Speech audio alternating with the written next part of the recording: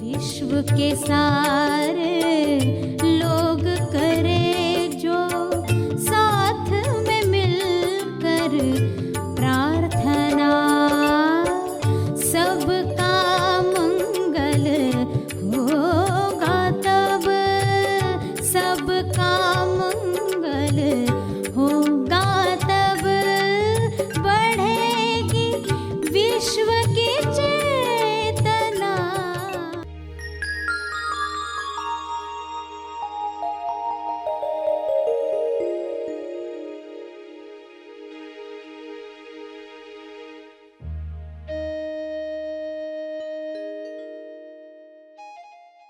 जो भी समस्याएं हैं हमारी, वो हमें दुख देने के लिए नहीं दी गई, वो दी गई सिखाने के लिए है। वो दी गई ईश्वर से कैसे संपर्क बनाना है ये बताने के लिए है। सभी को शुभेच्छा। हैप्पी थॉट्स तेज ज्ञान फाउंडेशन द्वारा आयोजित ध्यान प्रार्थना बीज बोने के लिए आप सबका स्वागत करते हैं।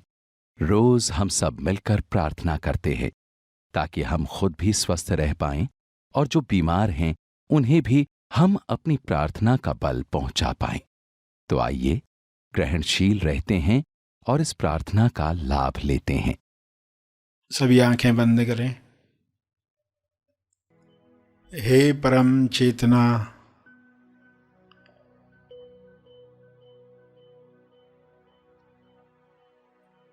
सभी तालमेल में आ जाएं। सभी ईश्वरीय सत्ता के तालमेल में अपने तोलू मन पर विजय प्राप्त करें। तोलू मन पर विजय पाप पुण्य पर विजय है, लाभ हानि पर विजय है, दुख सुख पर विजय है,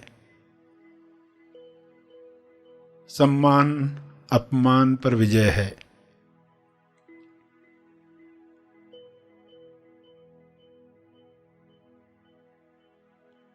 सभी सहज मन के साथ जो सशक्ति मन है, जिसकी शक्ति विश्व के सभी मनों से जुड़कर दिव्य योजना के कार्य कर सकती है। डिवाइनली डिजाइन जो प्रोग्राम है हर मनुष्य में काम करे, जैसे हर जीव में काम कर रहा है। हर जानवर, हर पौधा अपने डिवाइन प्रोग्रामिंग के अनुसार खुल रहा है, खिल रहा है। मनुष्य भी इसी के साथ तालमेल में आ जाए, प्रेम आनंद मौन में खुले खिले और सभी को प्रेम आनंद बांटे।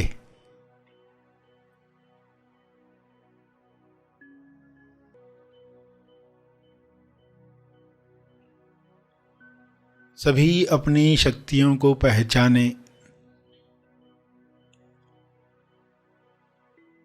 जब इंसान अपनी शक्तियों को जान जाता है तब दूसरों से छीनने का कार्य नहीं करता, दूसरों से ईर्ष्या करके खुद को दुख नहीं पहुंचाता।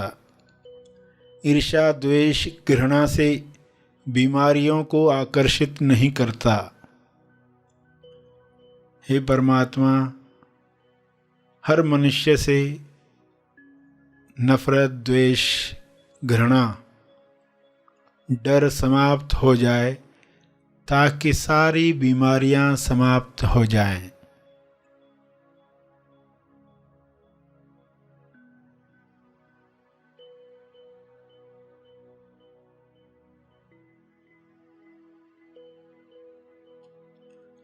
सभी सहज मन के साथ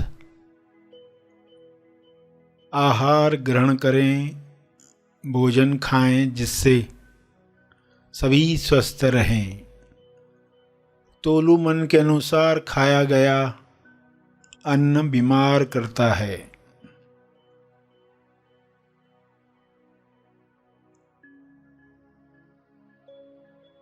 स्वाद में अस्वाद में अटका तोलू मन स्वास्थ्य से दूर जाता है।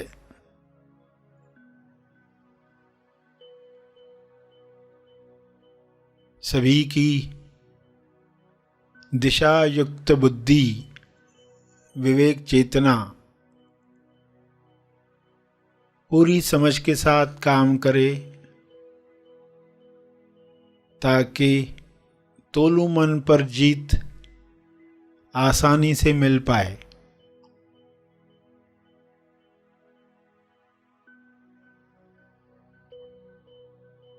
ऐसा संसार जहाँ तोलू मन का रोल समाप्त हुआ है, उच्चतम विकसित समाज है।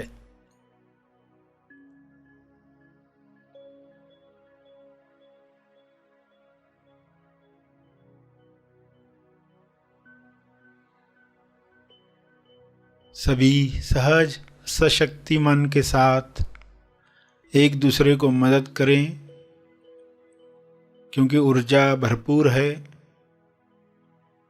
एनर्जी की कमी नहीं है। सभी को मदद करने के बाद भी आपकी ऊर्जा बरकरार है। आप सभी के लिए प्रार्थना करें।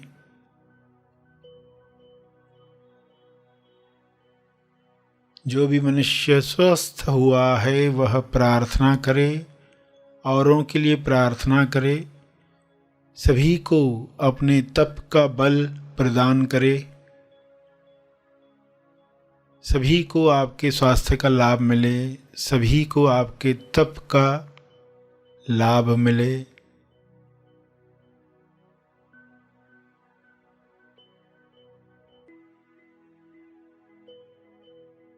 सभी के लिए की गई प्रार्थना आपका स्वास्थ्य बढ़ाती है, सहज मन की शक्ति बढ़ाती है, तोलू मन का रोल समाप्त करती है।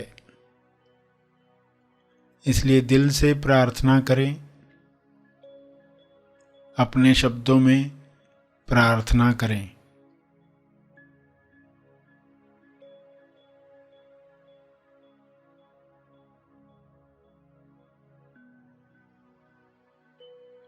विश्व के सारे लोगों पर शुभ्र प्रकाश इस तरह फैल जाए कि तोलू मन समाप्त हो जाए, कल्लू मन पिघल जाए, रहे केवल सहज मन, दिशायुक्त बुद्धि, शुद्ध इंद्रियां, निर्मल मन, स्वस्थ शरीर।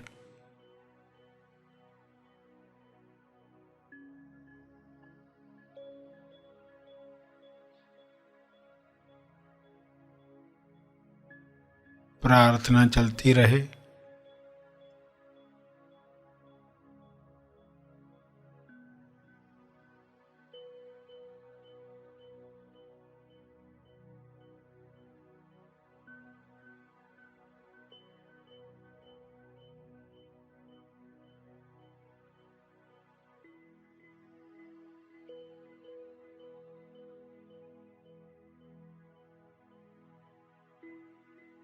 अंत में अपने तप का बल,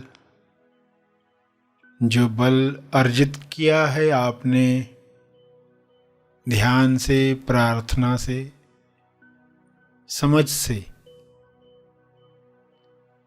वह अर्जित बल सबको लाभ दे।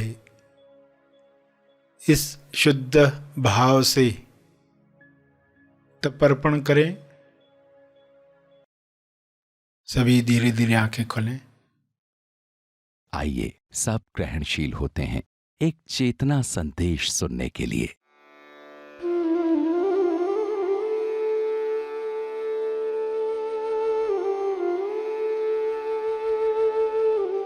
गुरु पुल का काम करता है आपके बीच में और ईश्वर के बीच में। पुल का काम करता है, ब्रिज का काम करता है। वो आपको बताता है ईश्वर तुमसे क्या चाहता है, क्या तुम वह कर रहे हो, वह कर रहे हो तो तुम सफल हो। सचमुच जिसको सफल कहा जाए, कुर्सी मिल गई, बंगला मिल गया, गाड़ी मिल गई, वो सफलता नहीं है। जो करने आए थे पृथ्वी पर वह करने लगे, तब सफल जीवन। तो पुल है तो उस पुल का फायदा उठाना है।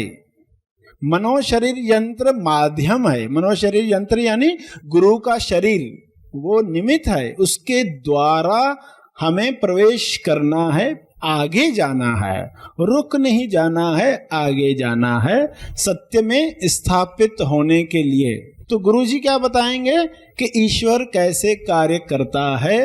इस तरह कार्य करता है, तुम बीज डालते हो, वह तुम्हें फसल देता है। आप जानते हो ना, किसान होता है, बीज डालता है जमीन में, वो ये नहीं कहता पहले फसल आ जाए फिर मैं बीज डालूंगा। कोई किसान ऐसा कहता है? नहीं, पहले फसल आ जाए उसमें से मैं बीज निकालूंगा, वो मैं जमीन में डालूंगा, 10% बीज निकालूंगा, वो मैं जमीन में डालूंगा। कोई किसान ऐसा नहीं कहता, समझदार है। ईश्वर से इंसान क्या प्रार्थना करता है, क्या मांग करता है, क्योंकि प्रार्थना करना भी तो आता नहीं। मांग क्या करता है, करता क्या है, मेरा ये काम हो जाए मैं नारियल तोड़ूंगा, मन्नतें मांग कर आता है ना। ये नहीं कहता है कि मैं ये पहले करूंगा फिर तुम मेरा कार्य करना। इंसान ये नहीं कहता मुझे 10,000 मिल जाए तो मैं उसमें से 10% दान करूंगा। इंसान क्या कहता, मुझे पहले ये मिल जाए फिर मैं ये करूंगा। उसने जाना ही नहीं, ईश्वर के कार्य करने का तरीका जाना ही नहीं, वह अंधेरे में ही रहा। तो तेज गुरु क्या करते हैं, वह बताते हैं कि ईश्वर इस तरह कार्य करता है, क्या तुम वह तरीका सीखने को तैयार हो और अपनी सभी समस्याओं से बाहर आने को तैयार हो। क्योंकि जो भी समस्याएं हैं हमारी, वो हमें दुख देने के लिए नहीं दी गई, वो दी गई सिखाने के लिए। वो दी गई ईश्वर से कैसे संपर्क बनाना है ये बताने के लिए, वरना आप कभी नहीं कर पाते। कैसे है वे लोग जिनके पास पैसा भी है, नौकरी भी है, सब है, अब उनके साथ क्या हो रहा है, अब वो ईश्वर को कितना याद करते हैं। सोचकर देखना, एक इंसान है जिसको पैसा कम है, नौकरी की तलाश कर रहा, थोड़ी तकलीफें है, वह ईश्वर के ज्यादा नजदीक है, या जिसके पास ये सब चीजें है वह ईश्वर के ज्यादा नजदीक है। कौन भाग्यवान है? अगर पैसा नहीं है, नौकरी नहीं है और इंसान उसे पाने के लिए ईश्वर क्या चाहता है वह कार्य करने लग जाए तो वह भाग्यवान है। वरना ये सब चीजें तो हमारे पास है, मगर इस वजह से हमने ईश्वर को बुला दिया, क्योंकि अब वही हमारा सोर्स बन गया, वही हमारा स्रोत बन गया, वही हमारा ट्रांसमीटर बन गया, वह नौकरी ही हमारा बॉस, वह पैसा ही हमारा भगवान। अब हम उसी की ही पूजा करने लगते हैं, तो कितनी बड़ी गलती हो गई। तो ये मत सोचना हमें तकलीफ है, समस्या है तो हम भाग्यवान नहीं है। अगर इन समस्याओं को ईश्वर के नजदीक जाने के लिए इस्तेमाल किया, ईश्वर के काम करने के तरीके को जान गए, तो यही चीज आपके लिए भाग्यशाली साबित होगी।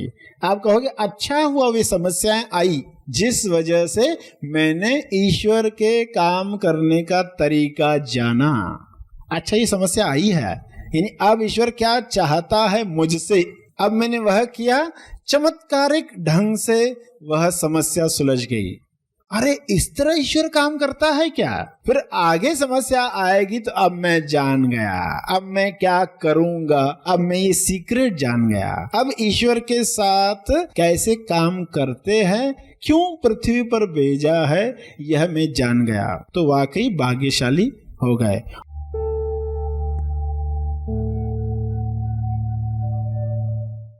प्रार्थना और मार्गदर्शन का सभी ने लाभ लिया। आइए यहीं पर समाप्त करते हैं, कल फिर मिलेंगे। तब तक के लिए धन्यवाद।